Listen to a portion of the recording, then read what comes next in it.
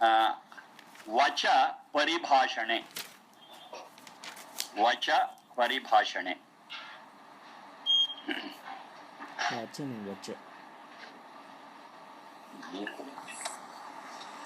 Vacha paribhashane. Paribhashana is to express, to talk. ತಿರ್ಗಾ eco ಬರ್ತಾ ಇದೆ. ನಾ ಮಾತಾಡಿ ನನಗೆ ಜೋರ ಕೇಳಿಸಿ. ಸರಿ, ರೆಕಾರ್ಡ್ ಮಾಡ್ಲಿಕ್ಕೋಸ್ಕರ ಇದನ್ನ ತೆಗ್ದ್ರೆ ನಿಮ್ಗೆ ಎಕೋ ಬರ್ತಾ ಉಂಟು, ಯಾಕೋ ಇವತ್ತು ಈಗೇನ್ ಬರ್ತಾ ಇಲ್ಲ. No, it's okay. ಸೊ ಪರಿಭಾಷಣ is to talk, to express through words. So the root is vacha. So many words are derived from that. One is vachana. Vachana means talk. Then a good talk, pra plus vachana, pravachana. Pra is a prefix. It speaks about excellence. So if that vachana or talk is excellent, we call it as pravachana.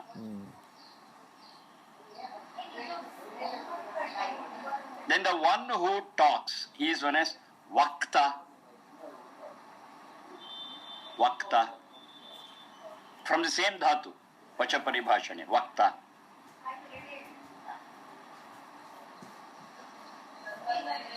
Vachana is a noun.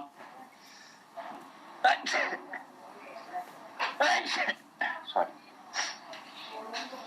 Vakta is a noun. Vachana. Vachana means the talk.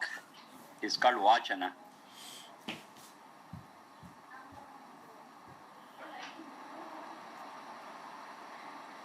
So like this, so many words are derived from that vacha paribhashane.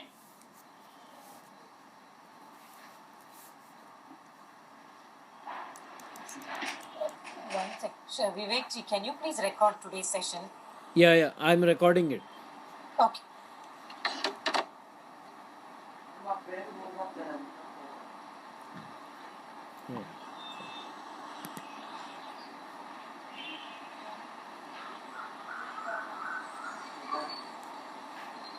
Then next dhatu is khi nivasagatyoho. Khi, K-S-H-I. Khi nivasagatyoho. Nivasa is to settle.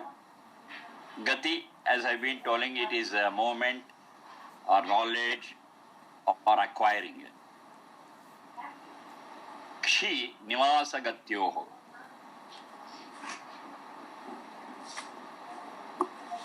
Kshiyati. Kshiyati, it's a verb.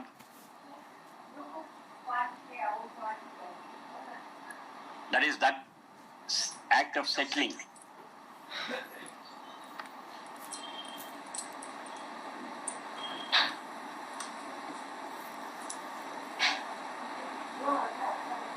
Kshitaha, that's a noun, that which has settled.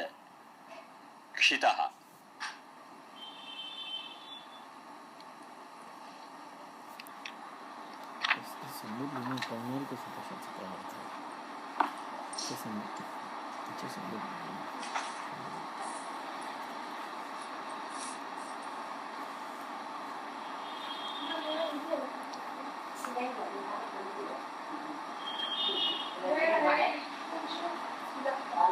Next dhatu,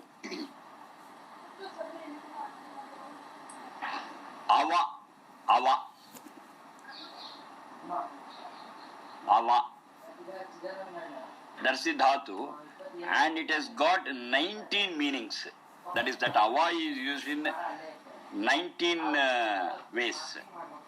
So I'll give that list of all the 19, you can note down. Ava is the root. It is used in the sense of 1, 2, 3, 4, 19. Rakshana,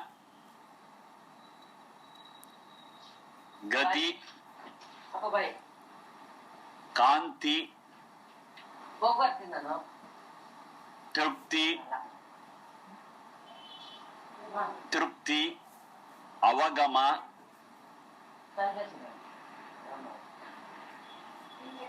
Pravesha, Pravesh. Swami, Shravana,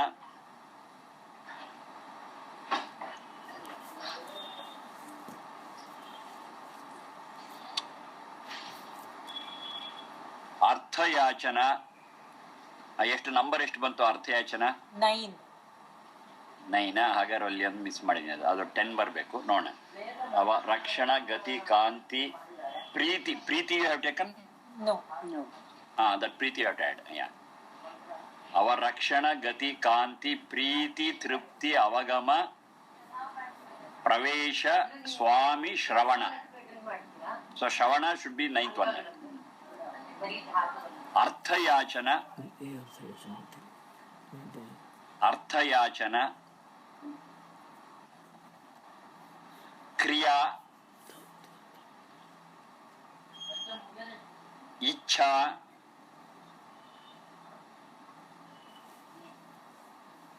Deepti,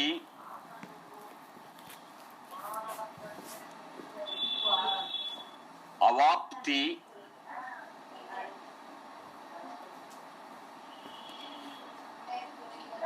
ಹಿಂಸಾ,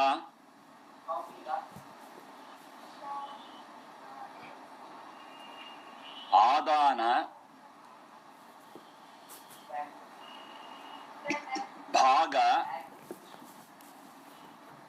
ವೃದ್ಧಿ.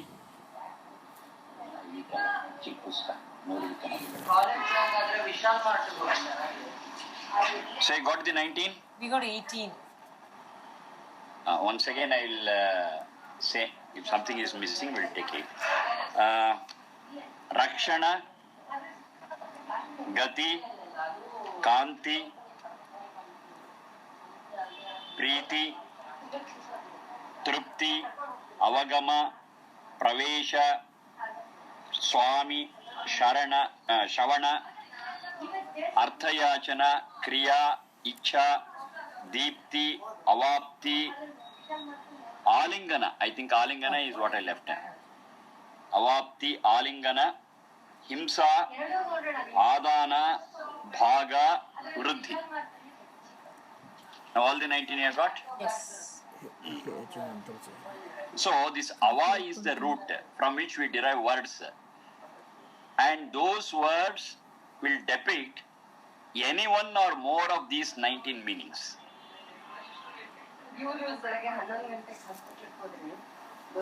I repeat once again. Ava, Rakshana, Gati, Kanti, Preeti, Trupti, Avagama, Pravesha, Swami, Shavana, Arthayachana, Kriya, Ichha, Deepti, Avapti, Alingana, Himsa, Adana, Bhaga, Vruddhi. In these 19 meanings, to express any one of them or more than one, we derive a word starting from Ava. And one very familiar word that is derived from this Ava is Om. We are familiar with that word Om. And that Om is derived from this Dhatu Ava. And another wonderful thing is that word Om denotes all the 19 meanings. Oh. All the 19 meanings are there in that Om. So whenever we chant Om, we should get all these 19 meanings into our heart. Then that word Om becomes life for us. Otherwise it will be just a sound, pleasing sound, that's all.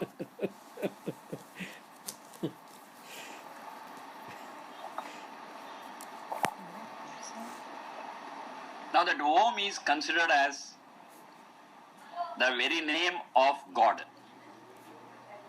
Very name of God or God itself. So how these 19 meanings are fit into the word Om?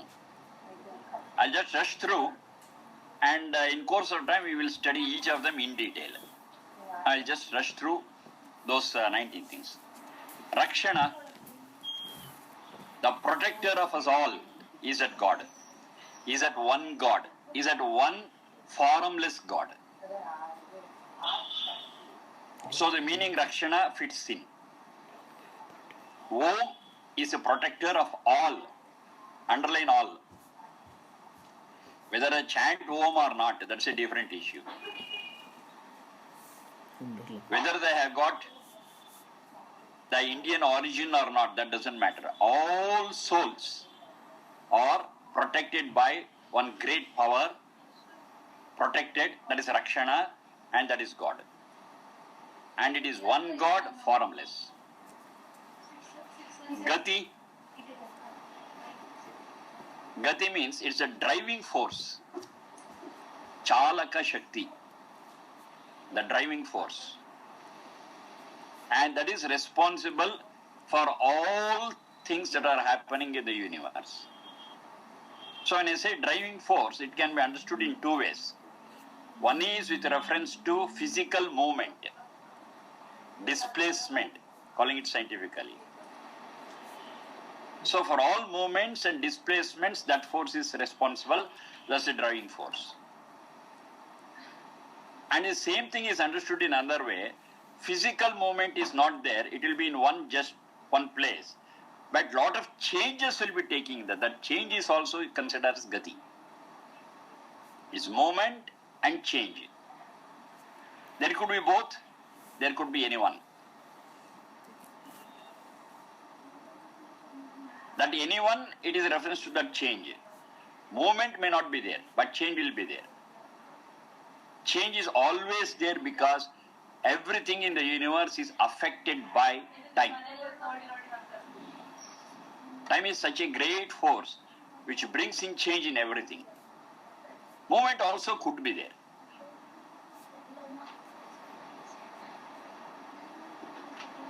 And that which is responsible for this change, time. And of course, time is under the control of that great power, God. So that is called as Gati. Then we have got Kanti.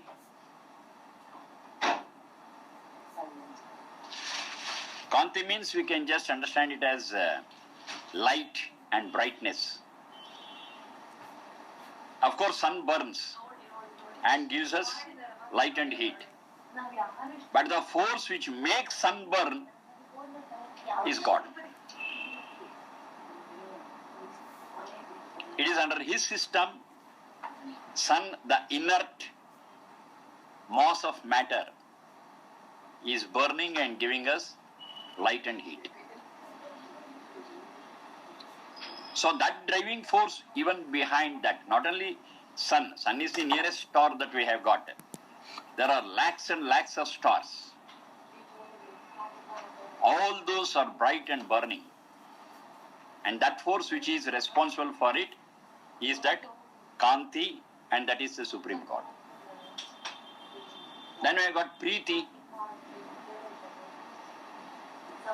that great force which loves everyone, underline everyone. It doesn't discriminate. It loves everyone. And that great lover is that God, Preeti. Trupti,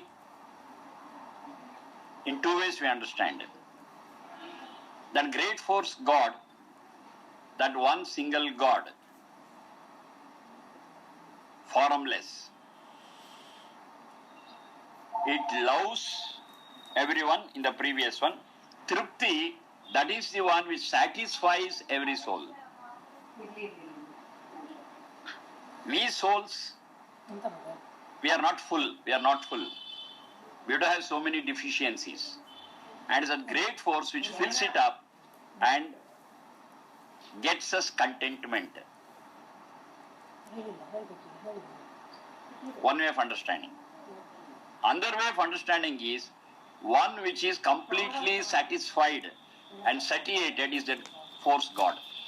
Because God has no shortcomings. It's not dearth of anything. Everything belongs to it and it is full. Purnam. You must have heard about that. Purnamadaha, Purnamidam. Purnat Purnamudachyate. Purnasya Purnamadaya Purnameva Vashisha. Is full and complete. So it has nothing to get. It has got everything. That we call as Trupta. Trupta means one is completely satisfied. So that force is completely satisfied and contented, and it gives contentment to us. So it is Trupti. Then we have got Avagama. Avagama means knowledge. God is omniscient, Sarvajna. So that also fits in there. Then we have got Pravesha. Pravesha means to enter. Now because that entity God is the subtlest, it is capable of getting into anything in the universe. In other words, it is omnipresent.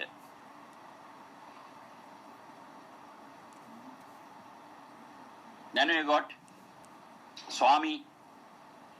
That force is the master of the universe. And there is no master to it. So master, we call it as Nayaka, leader. And one who doesn't have a master. That's the highest. We don't have a master above it. So having no master is given by one of the prefix called as Vi. Vi means Virahita, without. So one without a master is Vinayaka. Now what is it we understood today, Vinayaka? That elephant god. That doesn't fit here. It's only a story and it is Puranic. Vinayaka in the real sense is one which doesn't have a master. That is the highest. Virahita Nayaka. That we says sans, S-A-N-S, without. Vinayaka. That is God. Then we have got, and it is the master means under it only the main three things happen. That is creation, sustenance or operating, and finally destruction. Generator, operator, destroyer. While abbreviated is GOD. Generator, operator and destroyer, GOD.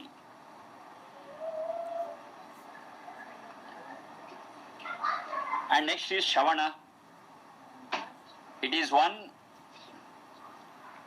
because of its omnipresence, it's able to hear, listen, everything. Even the sound of the vibration of an insect, that is its wings, it can listen to it. It can listen to every thought that is in us, because it's omnipresent.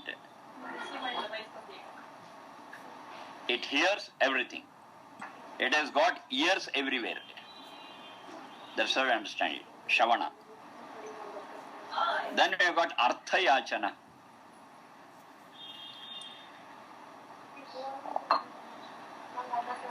To ask,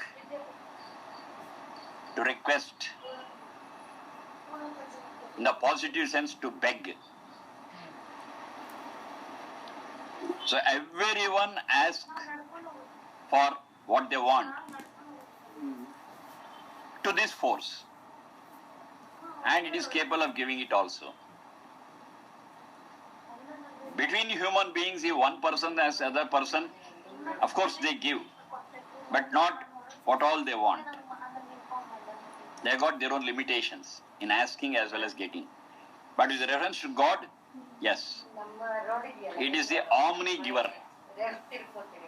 It can give everything. That's Artha Yachana. Then we have got Kriya.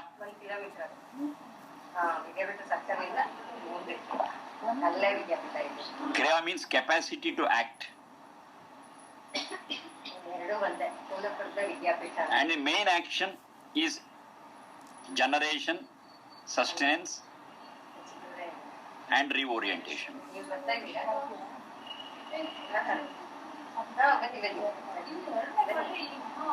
Icha.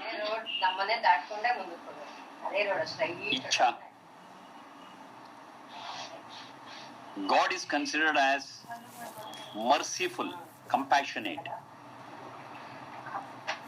And because of that compassion, its only wish is every soul has to be peaceful, has to be happy.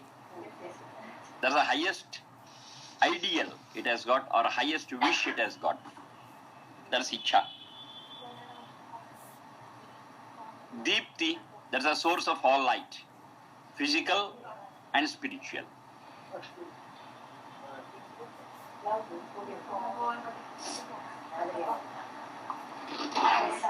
Avapti. Avapti means to get. The best thing that we can get is the communication with that God. I may get money, I may get food, I may get this wealth, I may get that wealth. But the best wealth, best thing is communication with God. So that which is worthy of being in our communication or being in our touch, or of course we being in touch with that, is that avapti. Alingana, embracing. This power embraces everything, at the macro level, at the micro level too.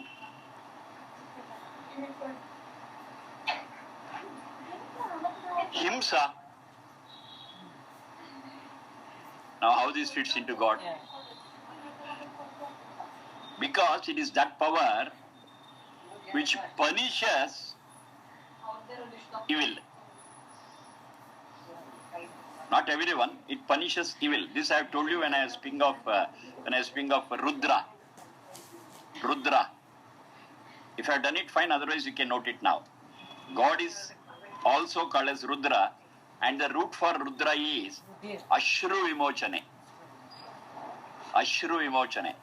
That is which makes one cry.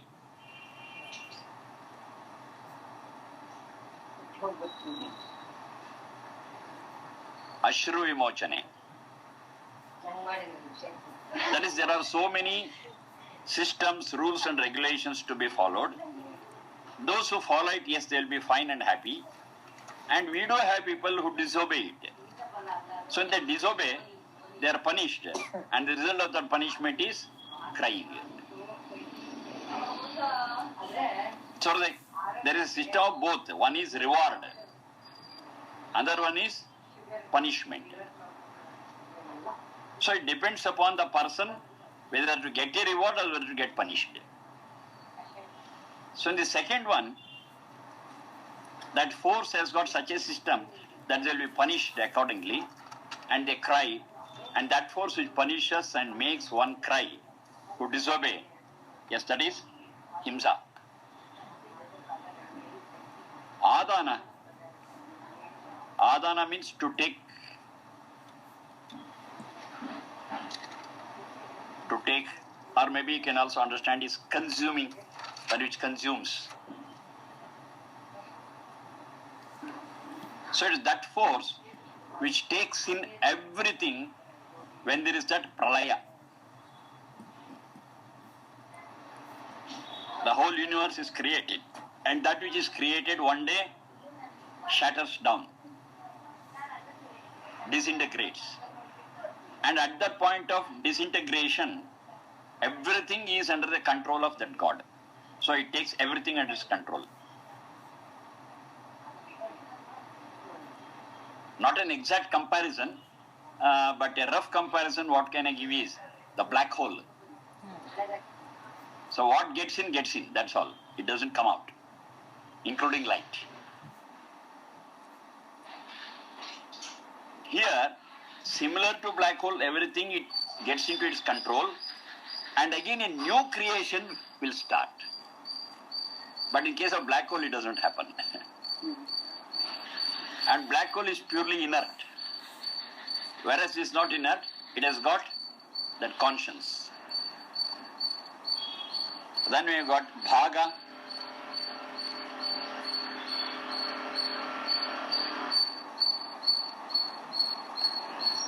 Bhaga I have discussed once. That is, while discussing about the word bhakti. Bhaja vibhajane and bhaja sevaya. These are the two roots. Bhaja vibhajane is to share. Then bhaja sevayam is to make it our own, assimilate. So that which has got qualities. Oh.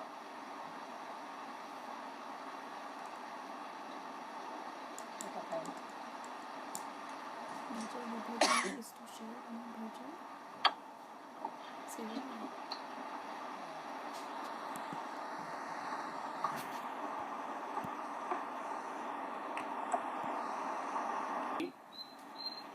And assimilating the divine qualities. And the source of those divine qualities is that bhaga. Then we have got vruddhi. Vruddhi is that which is supreme, the highest. And at the same time, which is responsible or helpful for our growth also. Our vruddhi. God is supreme, that is the highest, and it helps us to grow. Of course, with its wonderful guidance. Now, all the 19 meanings fits into Om. So, when we chant Om, we should get all these meanings into our mind simultaneously. Then that Om becomes life for us. It's not just chanting mechanically something. There are so many things in that through the dhatu ava.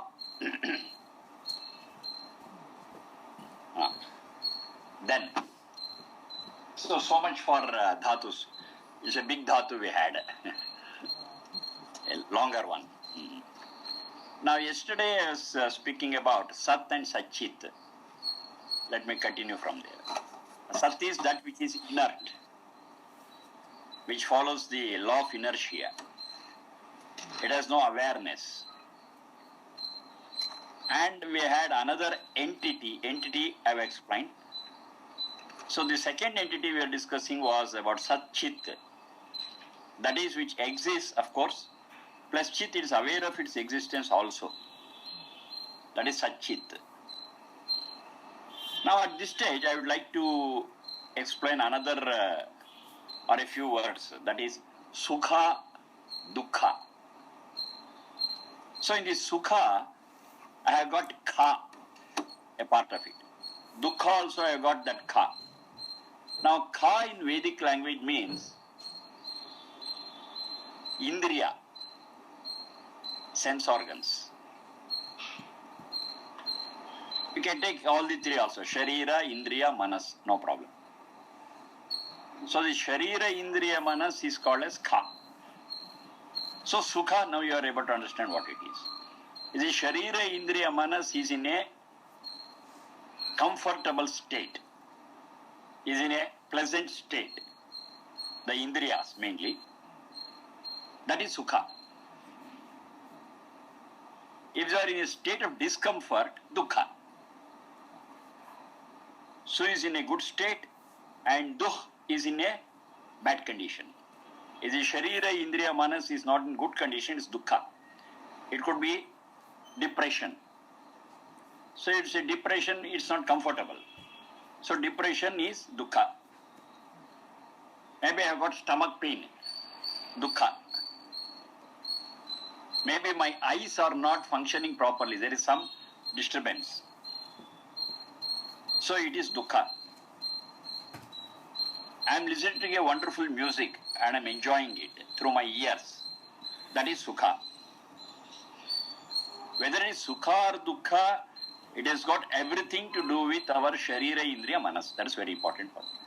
And that is denoted by that Kha in the word Sukha or Dukkha. It is totally related to Sharira, Indriya, Manas. If anything is related to Sharira, Indriya, Manas, it will be either Sukha or it will be Dukkha. But once again, I stress, it has got everything to do with the sense organs. Sharira, Indriya, Manas. So I am enjoying a sweet, let me say, fine. So this enjoyment or Sukha is happening because that sweet is in contact with my tongue. Then only I am able to enjoy. If it's not in contact with my tongue, there is no Sukha. If I am just listening to it and not able to taste, there is no Sukha. I have to taste with the help of my tongue. Then I enjoy it. Now in the next step, based on this experience of Sukha, I remember it, I recollect and enjoy. That is second stage. Yesterday, what a fine music it was I listened to. Now I am not listening.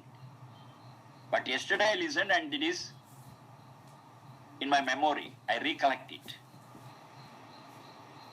And I enjoy it now also. Not necessarily music. So what a beautiful scenery I saw yesterday. I recollect. Or maybe other thing. Yesterday what a bad headache I had. I recollect. And now I also suffer by remembering it. So the secondary experience based on memory is also a dimension for Sukha or Dukkha. One is direct experience or direct contact with the sense organs. The second one is based on that, I recollect from my memory and again either I enjoy or suffer. Sukha or Dukkha. But in both the cases, Kha is working. That is, it has got everything to do with that Sharira, Indriya, Manas. In two levels. One direct, one out of memory. And it has gone into memory only after direct experience. So indirectly it is related to direct experience only, but through memory. This is another stage. Then we have got another stage of experience. This I don't call it as Sukha or Dukkha, because here there is no role for Sharira, Indriya, Manas.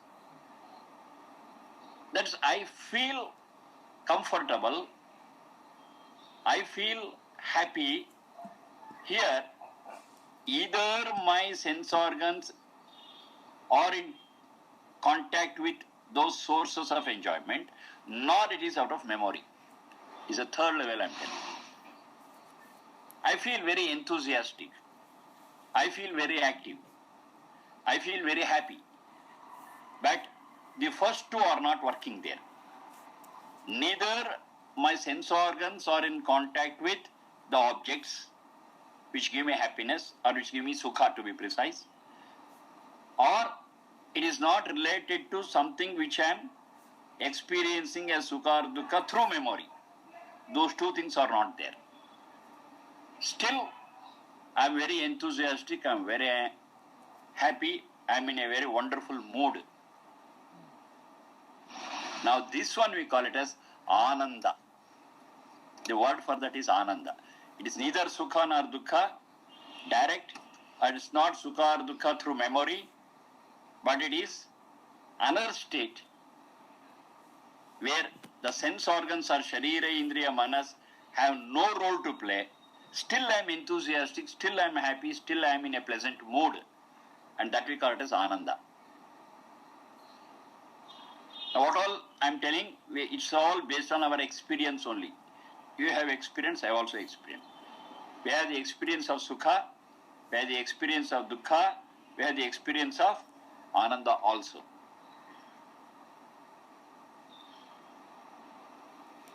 When it is a question of Ananda, Once again, it's a problem with the language and translation. Okay, the closest translation what I can give is bliss. Bliss.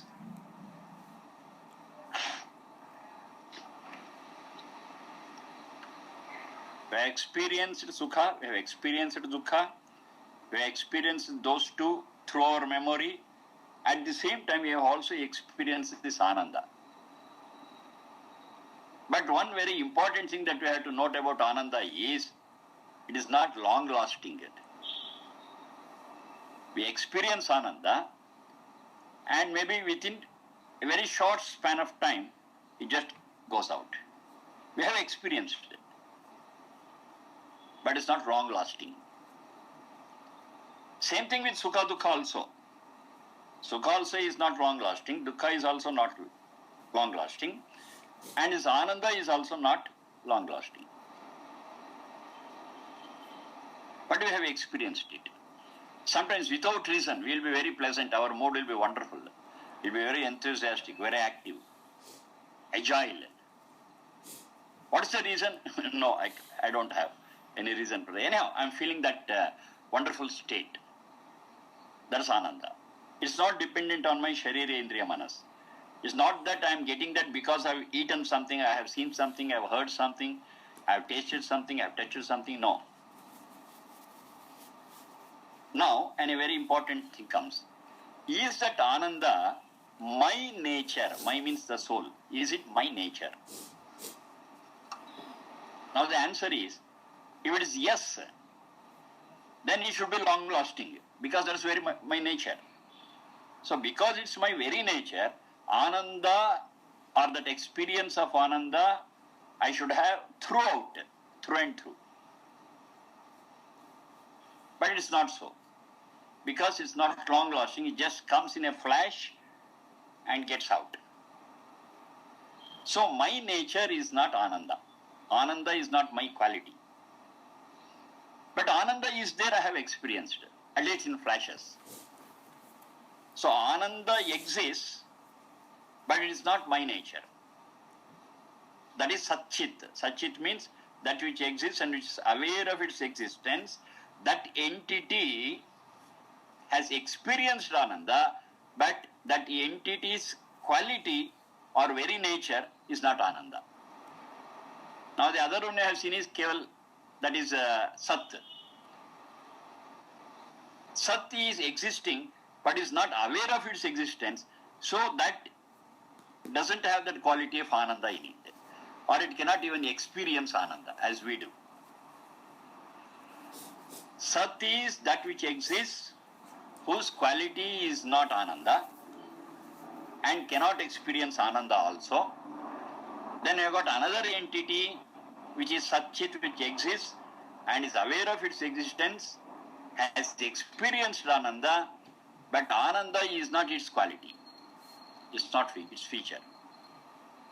Now I have no other go than inferring that there must be another entity whose quality is Ananda, which is a source of Ananda.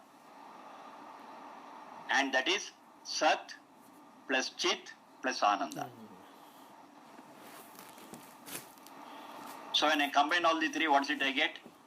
Sat plus Chit plus Ananda? Satchitananda. Exactly, Satchidananda. It's a beautiful formula that Veda has given. So Satchidananda is the third entity which exists, which is aware of its existence and is also blissful, or bliss itself, whose quality is bliss. Then how do I experience bliss? Whenever I come in contact with that Satchidananda, yes, I experience it. But my contact with it is not through and through. It's in flashes. That's why I experience it, but I'm not able to hold on to it for a longer period. So now we have got three entities. The first one is Sat, which is inert, which follows the rule of inertia. And the second one, which exists and is aware of its existence. And the third one, which exists, aware of its existence, and also bliss. And the third one we call it as God. The second one we call it as Jivatma. The first one we call it as Moola Prakriti. Moola Prakriti. That's inert, dead mass, matter. Sat, Kama, Sat plus Chit, Kama, Sat plus Chit plus Ananda. And in the whole universe, 100%, it is made up of only these three entities. So entity I have been stressing. Entity means for its existence, it doesn't depend upon anything. For the existence of Satchidananda, Sat and Satchit is not a must. Separate. They exist on their own. Satchit exists on its own.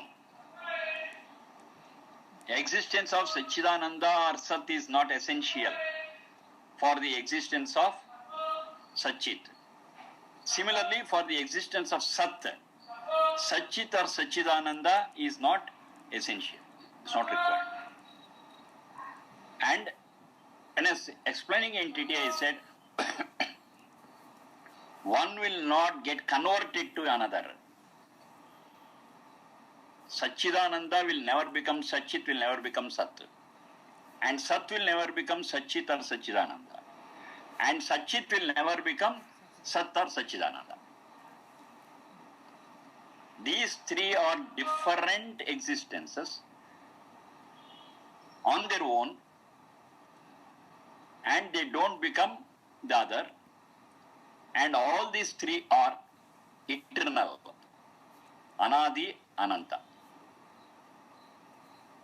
Sat, Satchit and Satchidananda, all the three have no beginning, have no end. No one has created the other. Sat has not created Satchit or Satchidananda. Satchit has not created Sat or Satchidananda. And Satchidananda too has not created Sat or Satchit. This is a very important thing. Then, Because many people are, tell me. no, then Satchidananda is God, then God is the creator of Sat and Satchidananda. That is what I'm telling, that is what I'm stressing here. When you are speaking of Sat, Satchit and Satchidananda, Satchidananda has not, repeat, N-O-T, created Satchit or Sat. All the three exist, Anadi, Ananta. They are three different entities. There is a very important concept and a fundamental concept what we have got in Vedas. Then who is the creator of these three entities? These three entities are not created at all. They are there, they exist. Now, okay, let me explain like this. Now, how do you define creation? Okay. How do you define creation? From nothing, something comes about. Okay, let me explain in this way. You are right, let me explain this way. In the big time scale, imagine a big time scale. There is a point of time before which it was not there, and after that point, it is there. This we call as creation, right? Yes. The same thing what you said, but I am putting it in a different way. A point of time before which it was not there, and it came into existence. From that point, we say it is created. Now, similarly, destruction on the other side. Up to a certain point, it is there, point of time. And beyond that point of time, it is not there. Right? That we call it as destruction. But I have told you very clearly, similar to energy or matter, it can neither be created nor be destroyed. However, back you go on time scale. You don't find a point before which it was not there and came into existence. And similarly, you move in the time scale ahead for any crores of years, and you will not come across a point up to which it is there, and after that it is not there. So the very word creation or destruction does not apply to these three basic entities. They are eternal, they are there, they exist, that's all. Since how long we don't know, Anadi. How long it will exist, we don't know, Ananta. Got that point? Yes. So with these three basic entities, There is no question of creation or destruction. They just exist. But creation is there. Now, how we have to understand that creation is that Sachidananda or God created this universe and the system using the eternal raw material called Sat. There you can use the word create. Got my point? Sachidananda created this system. That is his universe, Brahmanda. Yes, it was created by Sachidananda. But not out of emptiness. There was already something which was existing, that is Sat. Sat was the raw material. Sat was not created by him, please note. Sat was not created by Sachidananda. Sat was there. What was there, Sachidananda used Sat to create this universe. Here I use the word create. Okay. So. But the raw material is not created. Raw material was there since time immemorial. Okay. So now there is no God above Sachidananda? No. God? That Sachidananda itself we are referring to as God. There is no fourth entity. So, but then that God did not create Sat. Yes, perfectly right. But using Sat as a raw material, Sachidananda has created this universe. Fine. And raw material was not. Tell me. Sachit also. Exactly. Sachit also was not created by God. It was existing. Now, why he created the universe, if you ask a question, using that Sat, that was for the Sachit. Oh. Sachidananda created this universe, created this Brahmanda out of raw material Sat for the sake of Sachit. Whereas Sachit and Sachidananda, all the three were not created, existed. You got the point? Yes. Now I tell you why it is so clear in Vedas and why understanding in another way creates problems. Say for example, let us assume that Sat or Sachit was created by God. Let us assume. It's not Anadi, Ananta. Say it is created by Sachidananda. Fine. Why he created it? What was the reason? We have no answer for that. Because he had no need of creating it. No need. Why? Just now we have seen in that Om. Trupti. Trupti means that which is self-contented. It had everything. There is no reason for it to create anything. No. Either Sat or Sachit. No. I mean, as we understand, it's just his play, his Leela. Right. Wonderful. I wanted that word. That's why I just kept quiet. Now, who needs a play? Sachidananda. Who needs entertainment? Who needs entertainment? Leela. They call it Leela. So, who needs entertainment? One has got some problem. He has got some problem. He has got some stress. So, just to overcome it, okay, the person goes for some entertainment, some play. No, when one Just is, that nobody will do it. no, one is very happy also, they would want to just be happy. Happy means they are happy already. They need not depend on anything else. They need not create something. If something is created and the person wants something else, that means the first statement that he was happy is wrong. He was not happy. Had some problem, so he wanted to make himself happy. There was some gap, and he wanted to fill up that gap with some play or with something else. The person is really happy. Now, God himself, I have told you, he is Ananda. He is a source of Ananda.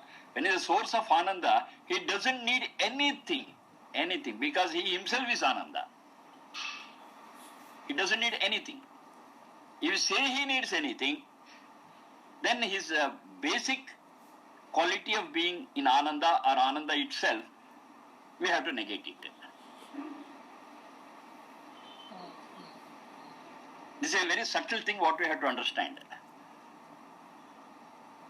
Maybe at this moment it may not be, we may not be able to take it in because we have been given always that the creation is done by God for His Leela, for His play, all those things. So I have to slightly get over that. You take time, doesn't matter. But Vedas are very clear. Because God is Nitya Trupta. Nitya Trupta means is satisfied, is happy, is bliss itself, always. There is no need for God to create anything. He could have been alone and comfortable. He doesn't need any play. He doesn't need any game. He doesn't need any entertainment. Okay. And he's not depressed also. Okay, so he did this for the sake of Satchit. Yeah, exactly. Not for himself. And if he had not created, there is nobody to ask him because he is Vinayaka. Because he is Vinayaka, there is no one to ask him why you have not created the universe. In spite of there is nobody to ask him, to question him, still he created this Brahmanda using Sat for the sake of Satchit. Though he doesn't have any personal interest in it, we got Satchidananda as compassionate and merciful. We don't do it. If I don't have any benefit, definitely I don't do anything. Whatever I do, ultimately I expect something. But this Satchidananda has done without any expectation. But purely out of love for Satchit. That love is also there in Oma. Om, I have told you. Avarakshana Gati Kanti Preeti. It fits in there. Just out of sheer love, God has created this universe using the raw material Sat, which was there, which was existent, for the sake of Satchit, which was existent, and without any benefit for himself. He has no expectation because he himself is bliss. He doesn't need anything. Now everything falls in place. Everything. Otherwise we get into a lot of confusions. Now these three entities have no beginning, have no end. And they all exist independently and none created the other. So that's why they say the soul is immortal, like soul never die. So because soul is always there. Yes, because beginningless, endless. That's number one. Number two, I will tell you. This is also an important thing to consider. Let us assume that Satchidananda has created Satchit. Okay? Let us assume that Satchidananda has created Satchit. Now Satchit commits a mistake. Who is responsible? Satchitananda. Now that's a big folly we come across. Yeah. So Satchit is not responsible for anything because it was created by him. If he had created it rightly, Satchit, I would not have committed any sin. So if I have committed some sin as Satchit, which we do, then who is responsible? Satchidananda only. Why should I be punished? It's a very big question which we cannot answer. If I had created it rightly, I should not have committed any sin. If I commit sin, something is wrong with his creation. But if Satchit and Satchidananda are two different entities which are not created by Satchidananda, then the sin or the right thing done by the Satchit itself will be responsible, not Satchidananda. Very simple logic. So that's why they say the karma, the way you do it, Exactly. you come in a different form and you pay back. Yes, it is your own responsibility, whether it is good or bad. So, we have heard another thing. Tena vina trinamapi na chalati. Now that is anti-Vedic. That's anti-Vedic. Because if it is God who is motivating me, because He is a creator, whatever I do, the whole responsibility is on Satchidananda. I should be spared. But Sharma ji, Tena vina trinamapi na chalati is in the Upanishad, right? Right, not Veda. Right. That's why I said in the very beginning, the Veda Samhita, what we got that frame, that only is self-evident. That only is swatah pramana. Anything else, if it matches with that, we take it, otherwise we have to leave it.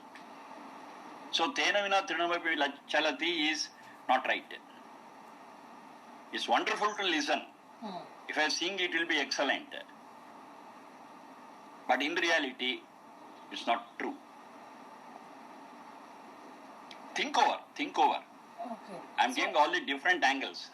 Sharma ji. So then, now the Satchit will keep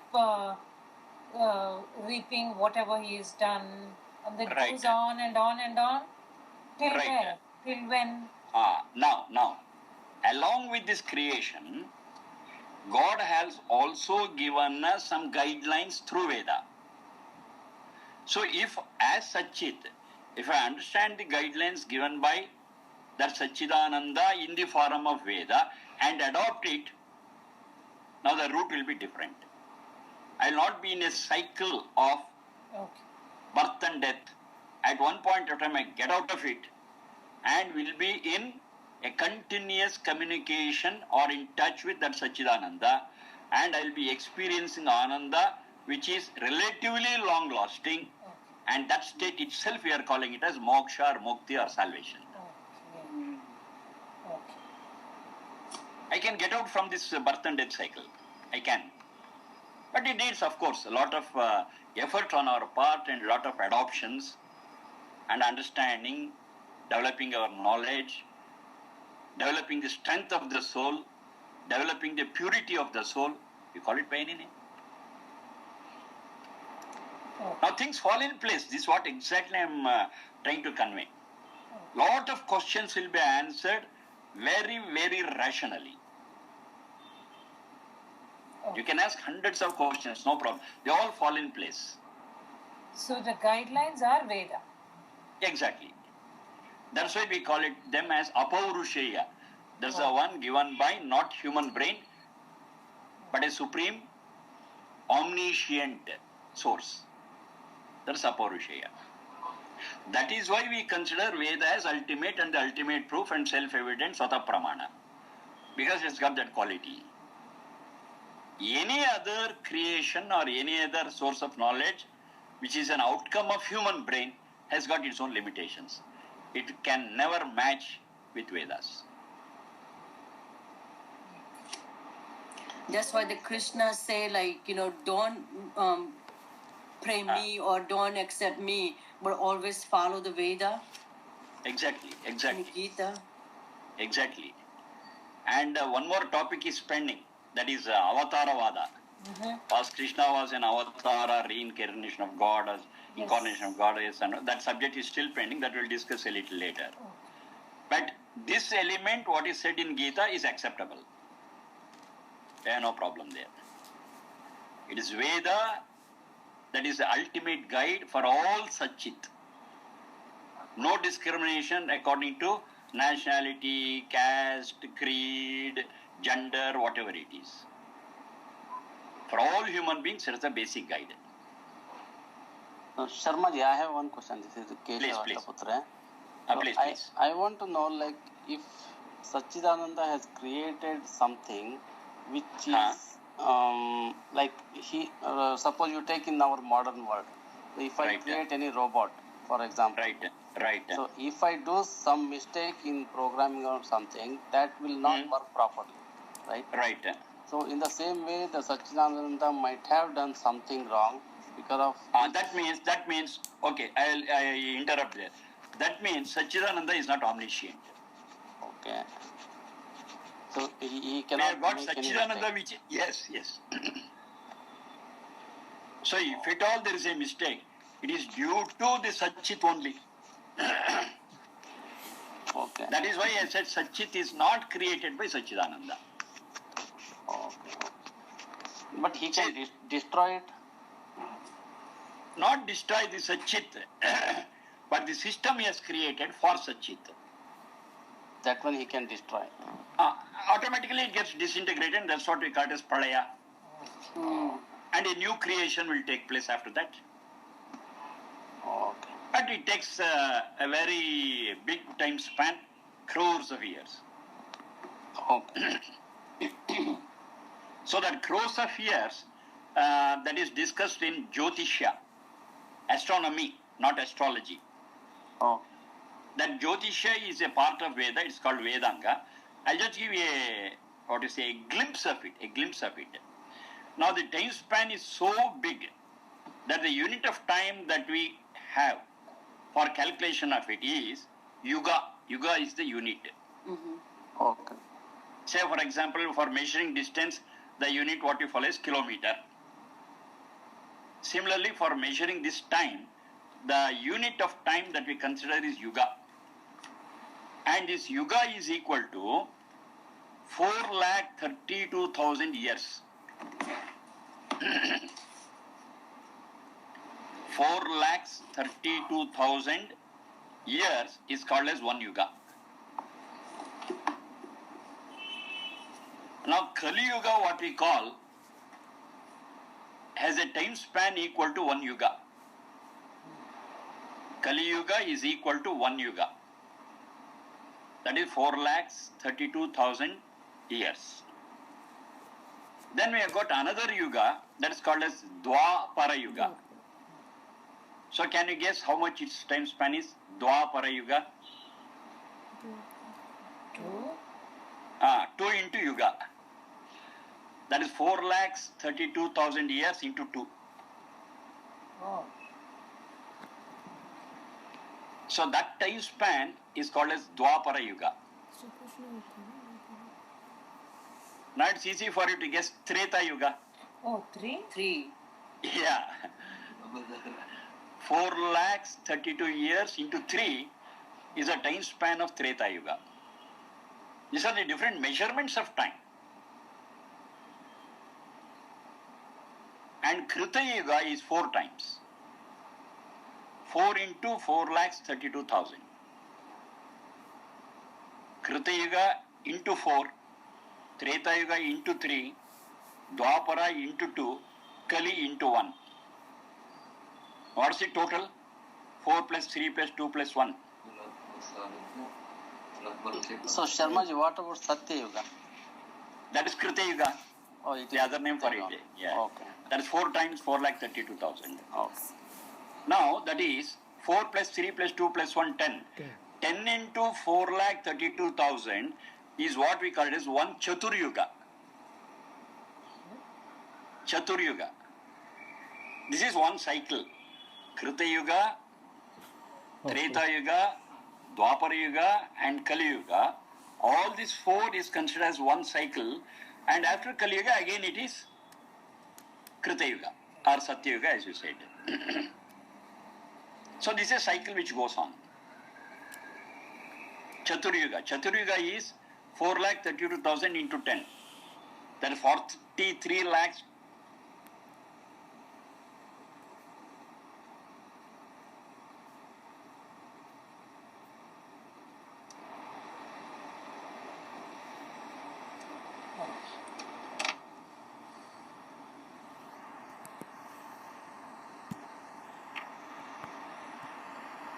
Thousand yuga into 10 is one Chatur Yuga. So Chatur Yuga is a cycle of Krita Yuga, Treta Yuga, Dwapara Yuga and one Kali Yuga. Now 71 of these Chatur Yugas is called as one Manvantara. That is a mathematics they are given. In Vedic astronomy, I am not speaking of astrology. Astrology is anti-Vedic. And 71 of these Chaturyugas is equal to one Manvantara. That's the terminology they have given for it. And we have got 14 Manvantaras. 14 Manvantaras. So now what it is now? It is 71 into 14 Chaturyugas. Hope I am not confusing with mathematics. No.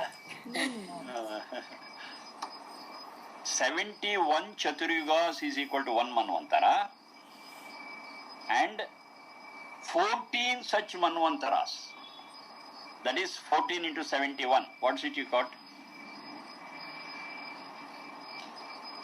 14 into 71. 994. 994, yeah. Plus 6 is a transition period between one Mantva and another Manvantara. Wow. So totally it's at 1000. Transition period ಕನ್ನಡದಲ್ಲಿ Madhyantara. So it is 994 plus 6, finally it is 1000. Wow. So this 1000 Chaturyugas, that is 14 Manvantara plus 6 transition. So 1000 Chaturyuga is called as 1 day. 1 day for That is 1 day with reference to the existence of the universe. So the universe exists for 1 day, and it will be in a state of pralaya for 1 night. Is equal to the same thing. And again creation will come, that will exist for another 1 day. Day and night. Day is the creation in existence. Night is the whole creation in a dormant stage. Supta sthiti. This is a calculation what they have given.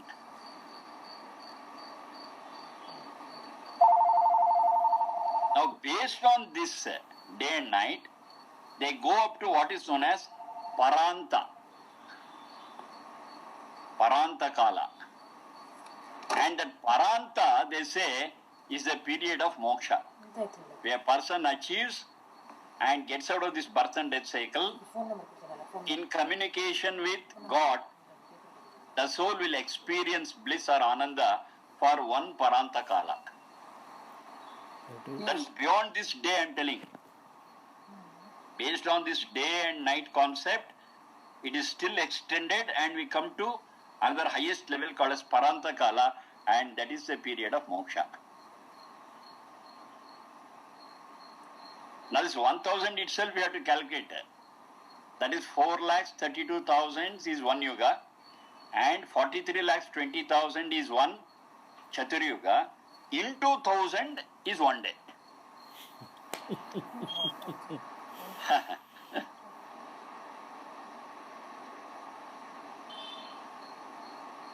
It's a wonderful thing, wonderful thing. And to do calculation at this level, our present day mathematics or maybe even computers may fail a little. So they had developed another mathematics for that, and a glimpse of it we get in Vedic mathematics. Not much, but a glimpse of it. It is so wonderful that problems of this magnitude can be done within a short period. So such mathematics they have developed. Just to give a small example, this right angle triangle, they have given a formula. That is, the sum of the squares of the two sides is equal to the square of the hypotenuse. And we generally attribute it to Pythagoras. yes. Pythagoras theorem we call it. But this very formula of a right angle triangle was there long back in Vedic mathematics. Shulva Sutra they call it. Shulva. Shulva, sometimes Shulba also. Shulba. The Shulba Sutra is a branch of mathematics related to Vedas. There they have discussed about this Pythagoras theorem long back, even before Pythagoras was born. We do have it. If correct attribution is to be done, we should call it as Shulva Sutra, not Pythagoras theorem. Shulva or Shulba. Okay, fine. Pythagoras also has worked on it, given it, and we shall give the credit to Pythagoras. But he is not the pioneer. Let him have his credit.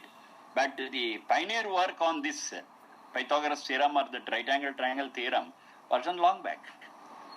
Not only that. This pi, 22 by 7, 3.14 something. Now that mathematical calculation 22 by 7 was already there in those Shula Sutras. They had it. So it's a wonderful thing what they have developed. Every step, every look is so amazing. I am trying to give a feel of that to you, and I hope you have got a feel of it. Yes. You take any subject, it is something very amazing and very fundamental and rational, logical, whatever word you use it. And that is scientific.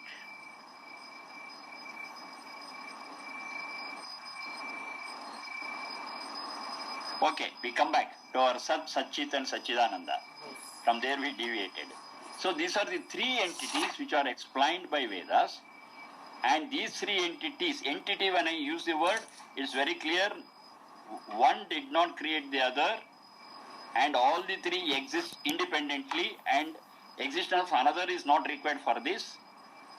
And these are all beginningless and endless. Anadi, Ananta. So this is a basic thing they developed. They discovered, to be precise. Okay, Sharma ji, just one quick question. No problem, Okay. please. No, you said then the development of each one is not dependent on another. But then Existence. Existence. Awesome. Existence of anyone doesn't need the existence of the other thing. Satchit can exist on its own. Exist. Can it function on its own? Yes, that's a different question. If Satchit wants to do something, it wants to act and react, that's a different issue. To exist, it can exist on its own. Satchitananda or Sat is not required. For the existence of Satchidananda, Satchit and Sat is not required. But so many things or so many work is done by Satchidananda, and how it is related to other two, yes, that's a different issue. I'm just speaking of existence.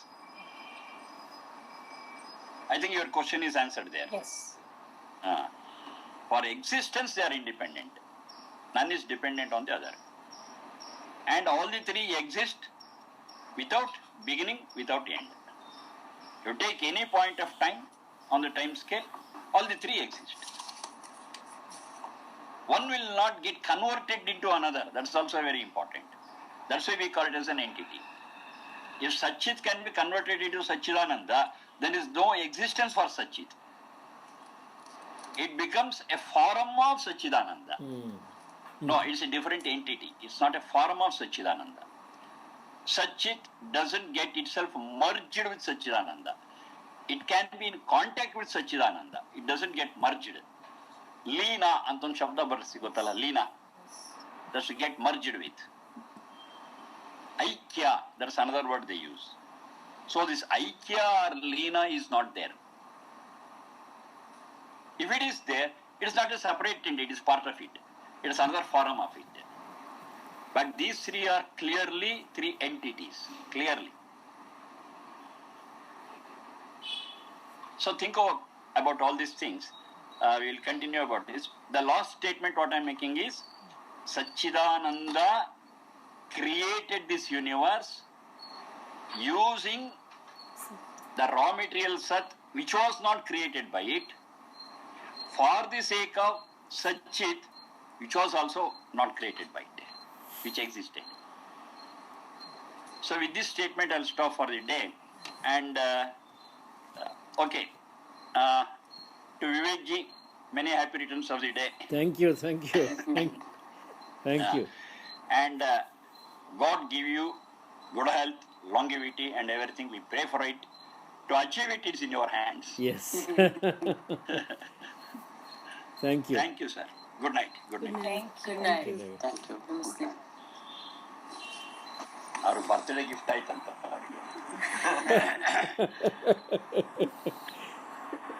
And I think you have introduced this Gurukul Institute. I mean, that's also amazing. It was such a wonderful listen to these girls. It's a first-hand experience for you. Absolutely. Okay, thank you, Bye. Yeah.